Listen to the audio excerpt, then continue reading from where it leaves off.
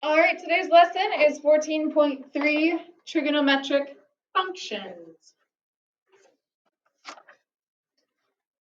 So we're going to start out with just kind of somewhat of a definition, I guess, a little bit. So we're going to let the point x comma y, so any point on your coordinate plane, be on the terminal side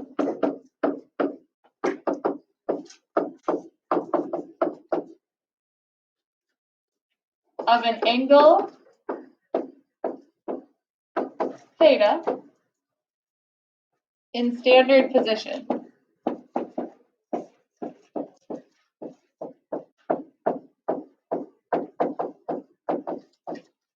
So you're going to see things written in this way. You'll have a point. The terminal side, remember, is where that angle would end. For your angle theta, that symbol is just that kind of variable replacing our angle. Standard position is just on our coordinate plane. So we'll do a little sketch here. So if I got my coordinate plane, so there's my y-axis and my x-axis.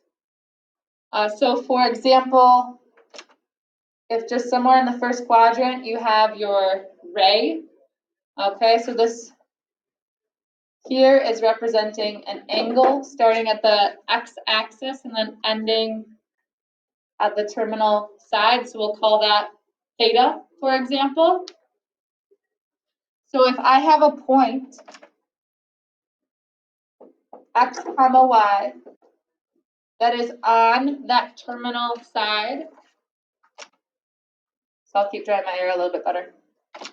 So that point is going to land somewhere on that arrow, that ray.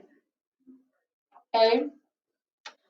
So what that will mean is you could make a little right triangle here.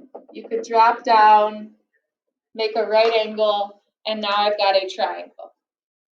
Okay? So this angle right here is still theta. All right, so then we can kind of use our trig ratios that we learned in geometry.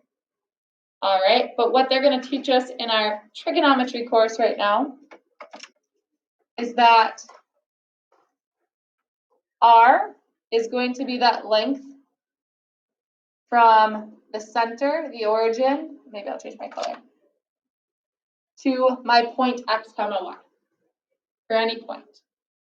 All right, this length is going to be x, because that determines how far over I need to go to get to that x value. So if that was 4, it'd be 4 for the bottom of my triangle. And then up here would be y, because that's showing me how far up I need to go to get to that point to get that y value. All right, so we're using things in terms of r standing for the radius. So if I drew in a sketch of a circle around this coordinate plane with the origin as the center, that hypotenuse of this triangle would be the radius of that circle. Okay, so that's what the r is representing. And then the x and the y come from the points that we're given. All right, so we are going to write things, our trig ratios. So I've got sine, cosine, and tangent. All right, that's in their full form. Shorthand for sine is your sin, cosine cos, tangent tan. All right, and whenever I'm using sine, cosine, and tangent, it's always of an angle. So we are using theta at the moment. All right, sometimes we'll know the angle, so we'd say sine of 90 degrees, okay, equals this. All right, so if you think back to our ratios, maybe you were taught your SOHCAHTOA in geometry. You can use that with what we are doing here. You just got to look back at the triangle that we just made. So sine uses the opposite side So here's my angle theta. Opposite in this case will be y over my hypotenuse, which is r. Okay, cosine uses the adjacent over the hypotenuse. So my adjacent side would be x over my hypotenuse, which is r, the radius, if I drew this as a circle. And then tangent would use opposite over adjacent, so I would use y over x. Okay, so all of our problems will be on a coordinate plane with points. So we need to use the x, the y, the r to determine those things. Not that you can't go back to SOHCAHTOA. It will work if you create a triangle. But we are going to have points in other quadrants where you'll have a negative x and a negative y. So we just need to pay attention to when those things are negative. Okay? All right. Also, so we can calculate r from the formula x squared, the square root of x squared plus y squared. So that's the formula that they give you, but that's really just the Pythagorean theorem. All right, so I've got this triangle right here, and x, oops, that would be wrong. If I go off the triangle from above. So that's my hypotenuse, here's x and that's y. So x squared plus y squared would equal r squared.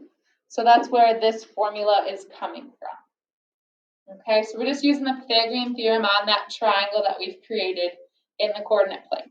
So that will work every time. So you don't necessarily have to memorize r equals the square root of x squared plus y squared if you understand that you have a right triangle there and you might have to find a missing side with the Pythagorean theorem. Okay? All right, so it's kind of some new stuff going off of things that you learned in geometry. All right.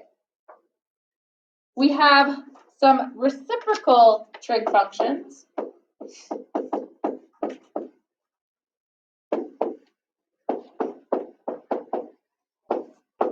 These you likely did not learn in geometry. There are 3 of them. We have 3 trig functions above, and each of them have a reciprocal. So first we'll talk about cosecant. This is the reciprocal of sine.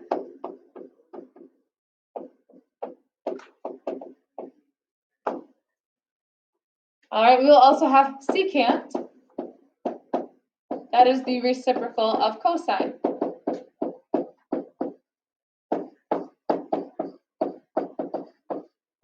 Then the last one is cotangent, which you could probably guess is the reciprocal of tangent.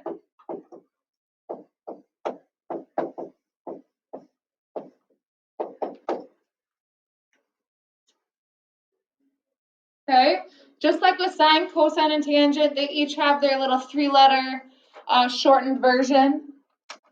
So if you look at cosecant, we can't write it as COS because that's going to look like cosine. So it is CSC of an angle. We'll say theta for right now. So since cosecant is the reciprocal of sine, if we look back up to what sine is, the opposite over hypotenuse. So we will use the hypotenuse on top over the opposite, which in this case would be r over y. We will flip that. Okay. So secant's reciprocal is just SEC. That won't affect any of our other trig functions. So of any angle theta. So it's the reciprocal of cosine. So if you look back at what cosine's ratio was, cosine puts the adjacent side over the hypotenuse, which is x over r in this case. So I need to flip that over to be r over x.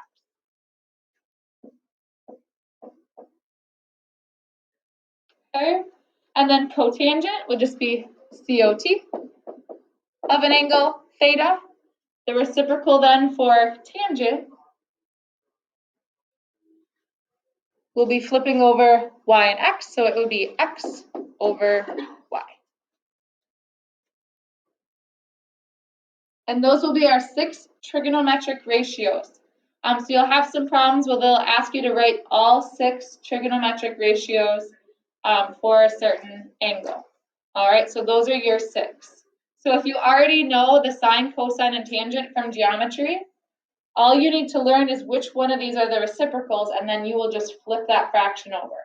All right, so don't feel like it's 6 new things that you have to learn. Hopefully you're remembering back to geometry for sine, cosine, and tangent, and then just able to flip them for your cosecant, secant, and cotangent. All right, cotangent should be a little bit obvious that it is a reciprocal of tangent. It has tangent in the word. Cosecant and secant, for me, how I remember which they are the reciprocal of, I would really love it if those letters would be the same, right? And these letters would be the same and be like, well, I could remember that really easily if they had started with the same letter that they're reciprocals, but they are not the ones that start with the same letters as reciprocals. So that is how I remember it. All right, I remember that it does not match the letters. All right, not a great way maybe, but it's worked okay for me. All right. Okay, so let's take a look at what we're going to actually be doing for our examples in your homework. So if terminal side of theta, our angle, passes through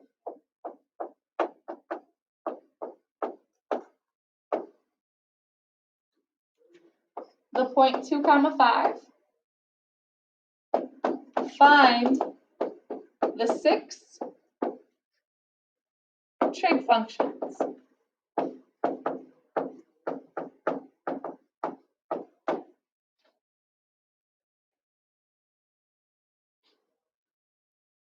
All right, if it's helpful, you can draw in a little sketch of kind of a picture where this is, drawing in a triangle, all of that.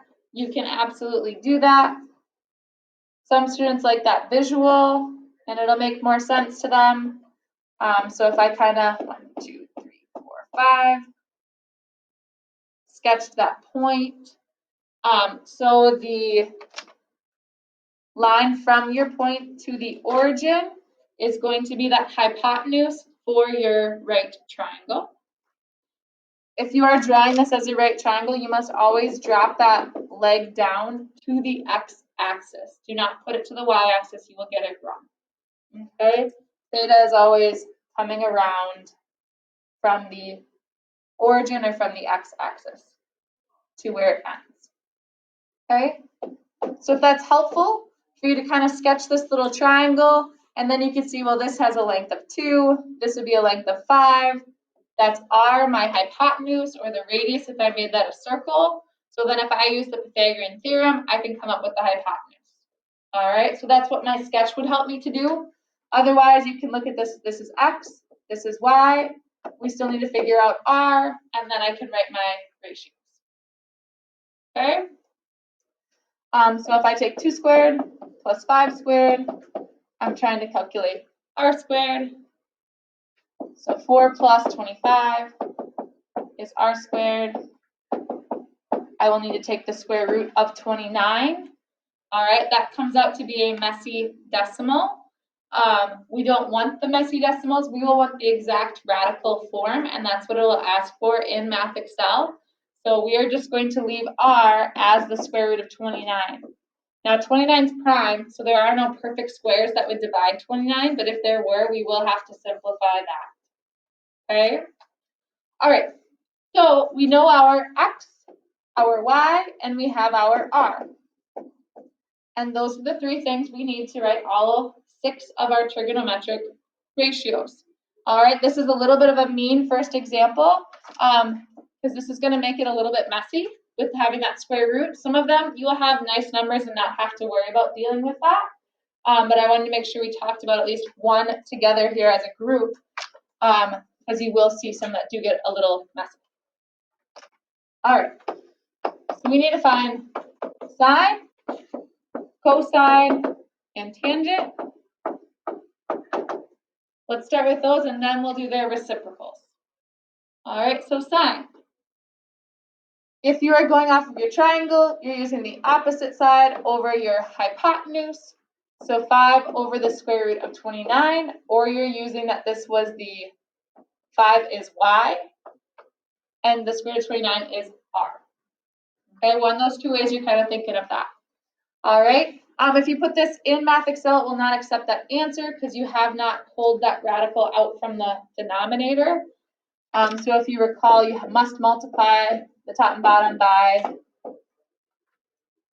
the square root of 29 so that you would get a perfect square. So 29 times 29 is just 29 squared. If you took the square root of 29 squared, you would get 29. So you'd have 5 square root of 29 over 29 will be what that would be looking like in exact radical form to enter that in. Like I said, not every problem is going to be messy like this, but you will have some that are on occasion. Just want to make sure you know how to enter that in. All right, for cosine. Cosine, if I go back, here's my angle theta. My adjacent side is 2. Square root of 29 would be my hypotenuse, or I'm using that 2 is the x value, and the square root of 29 is your r value, because cosine uses x over r. Whichever way you are thinking about it, same thing as what we did with sine. Multiply top and bottom by the square root of 29. Then this would give you 2 square root of 29 over 29. And that would represent cosine of theta. Okay? Tangent will be lovely because we do not have to use the radius or the hypotenuse in this case, so we will not have the messy square root problems that we're working with. Tangent would use the opposite over adjacent, which would be 5 over 2, or that's the same as y over x, depending on which way you are thinking of it. All right? Make sure you put that as a fraction, not as 2.5. All right, we want the ratio comparing y to the value of x. Okay? All right, let's go ahead and use our next 3 reciprocal functions. I'm looking at sine right above here, so I'm going to use cosecant next. Remember, these letters do not match up for their reciprocals, so cosecant is the reciprocal of sine. So I just flip it over, but I really don't want to flip this one over because I'm going to put a radical on the bottom that I have to fix again. The original one that we wrote down was 5 over the square root of 29 before we changed it to not have a radical in the bottom. So I'm just going to put the square root of 29 over 5. And then I don't have to take extra steps to fix it. You certainly can flip over the one on top and then fix it and simplify it, and you will find out it's the same exact thing as what we have, and then you'll find out you did a lot of extra work for no reason. Okay, so up to you, but I usually have some students who do that in their homework, and then they eventually realize they don't need to do that. Okay, next, secant would be the reciprocal for cosine. Once again, I don't want to flip this one over. I should flip over the original one that I put down where I couldn't leave the radical in the bottom. Because if I just flip that, I will have the square root of 29 on top and then 2 on the bottom. And then it's the way I want already. All right, and then we've got cotangent for our last trig function. So that would be 2 over 5.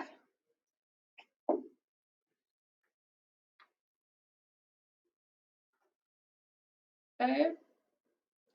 So that one's a little bit more difficult with the radical. Ones where you don't end up with a radical will be hopefully a little bit faster than this problem. But it's typical of what you'll be doing.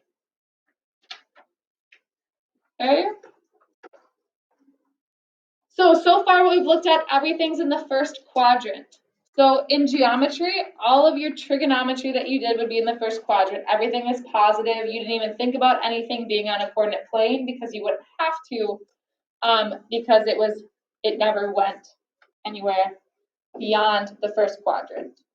All right, so you could have something in quadrant 2, we'll look at kind of two pictures here, three pictures, quadrant 3 and quadrant 4.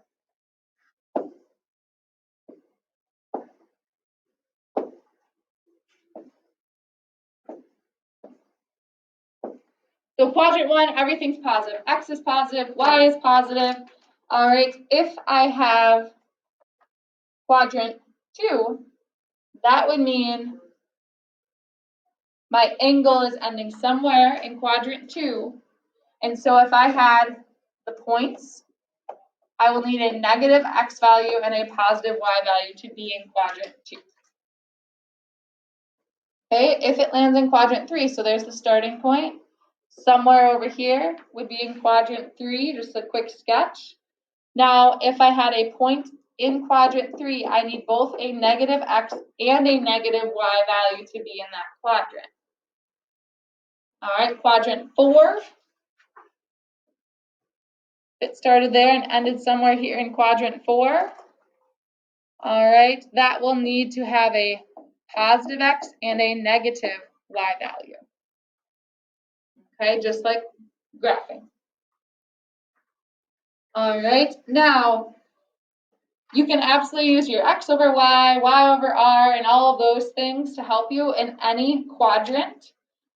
If you do choose to make a triangle and use your SOHCAHTOA, because that's what you're more familiar with, you can, but you need to know that if you're drawing a triangle, you must always draw the right angle back to the X axis. Okay, and then it will work okay.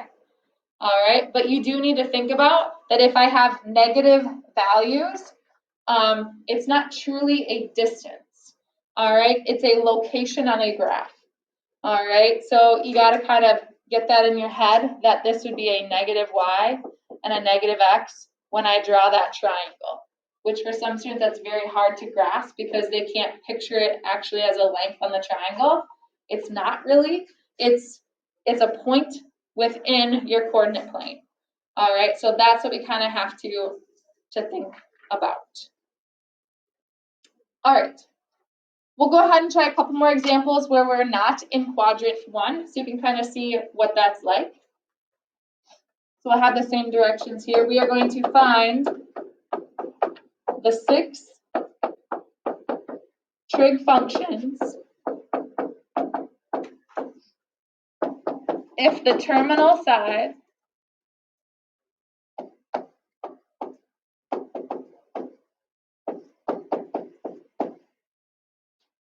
of theta passes through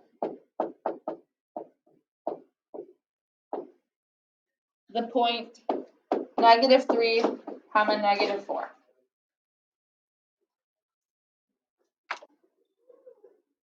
So if it's helpful to make a little sketch of where that is, great. If you're looking at, well, both X and Y are negative, that's in quadrant 3. I kind of have a picture in my head. I don't need to draw it. That's up to you. I think you might have to plot the point in Math Excel as your first step, but I'm not quite remembering if that was this lesson or not. So I'll just quick plot it. All right, so that's -3, -4. So if you drew an R, it would come from the origin to that point. That is your R. If you were creating a triangle to help you visualize this, you need to draw it back to the X-axis for that right angle. All right, then here's theta. All right, technically, theta goes from here to there. That's truly what theta is. But we'll learn something later on this week as to why it's okay if we draw that triangle in. They just don't teach you that yet right now. But I think for students who came from geometry, it makes more sense to some of them to kind of start making that triangle earlier on rather than later. Okay, so this is my X, this is my Y. I need to calculate R, which would be my hypotenuse. So I just need to use Pythagorean theorem. So I've got my X squared plus my Y squared to get my R squared. Now R is a radius. That's the one that will always be positive no matter what, because that's the only one that's truly a distance. X and Y are the locations to get you to that point. So they can be negative, but I'm always going to square them if they are, so they will come out to be positive every time. So here's a nice one because we will be able to get a nice number for my R, my radius distance. So we won't have to worry about rationalizing denominators with our radicals this time.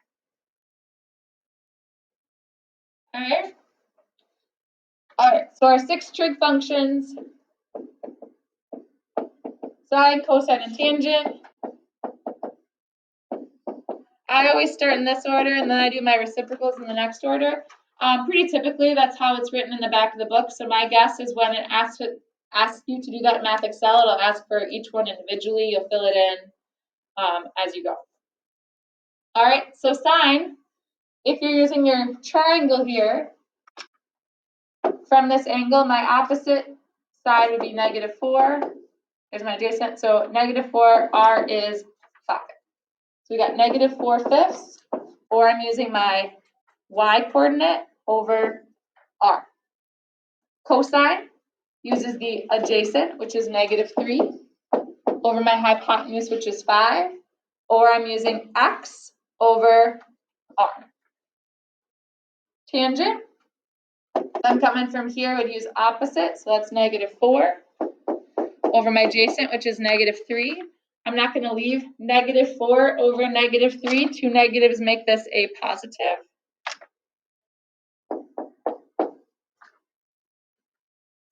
Or I'm using the y value over the x value with that ratio.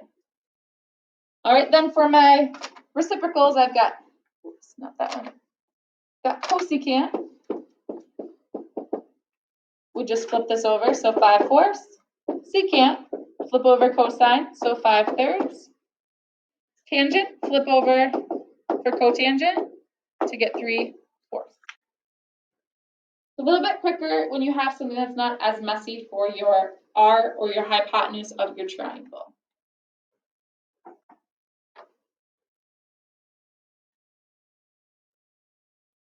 Okay, so similar would be if you had a point that landed, in the second quadrant. We'll do the same steps. We'll calculate R. We'll use our ratios. You can draw a triangle if you'd like, or if you ended in the fourth quadrant, we could do that as well. All right, there's one last example I want to look at where if you do not land in a quadrant, what that's going to look like.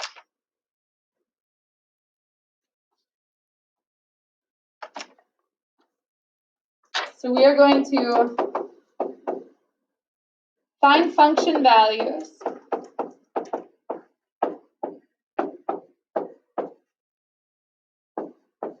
of quadrantal. That means it's on an axis. If you've never heard that word before, sounds made up. It's a real thing. Of quadrantal angles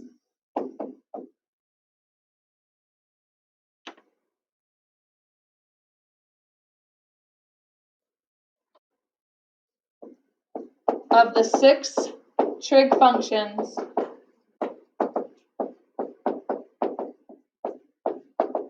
for if we have the point -4, 0.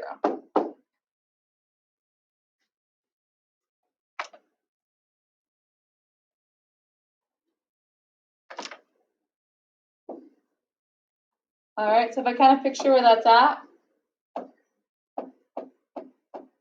-4, 0 is on my x-axis.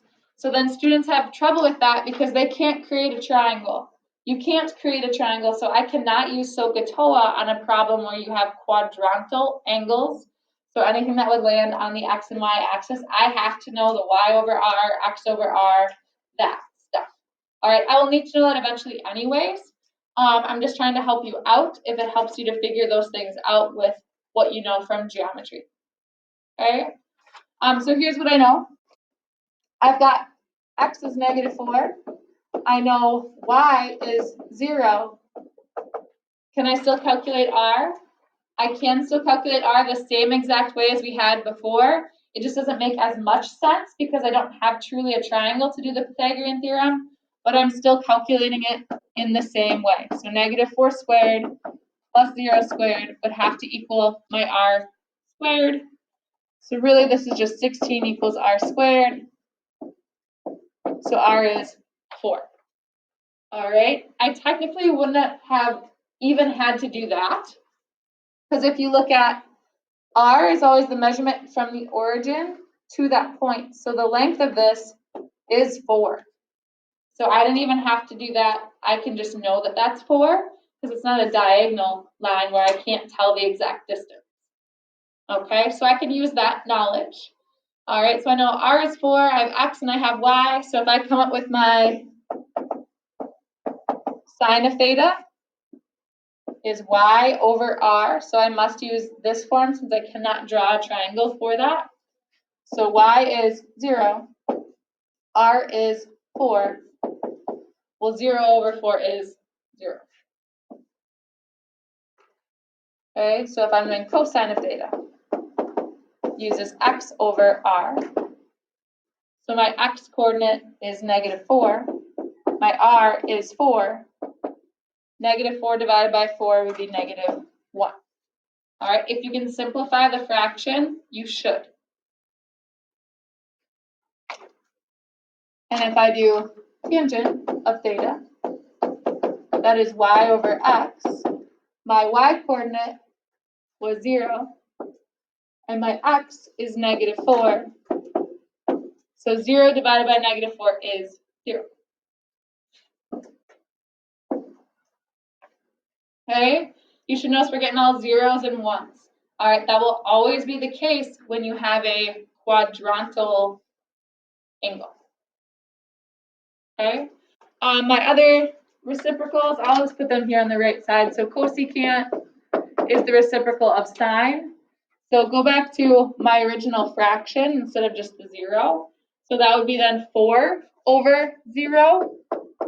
But I cannot divide by 0, so if you enter that in, it's going to mark it wrong because the number 4 over 0 doesn't exist. You will need to select undefined will be an option that you can select in Math Excel. Okay. For secant,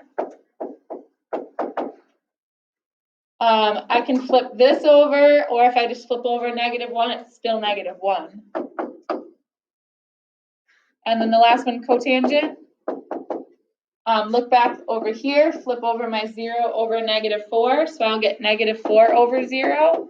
We can't divide by 0, so that's going to be where you click on undefined for that answer.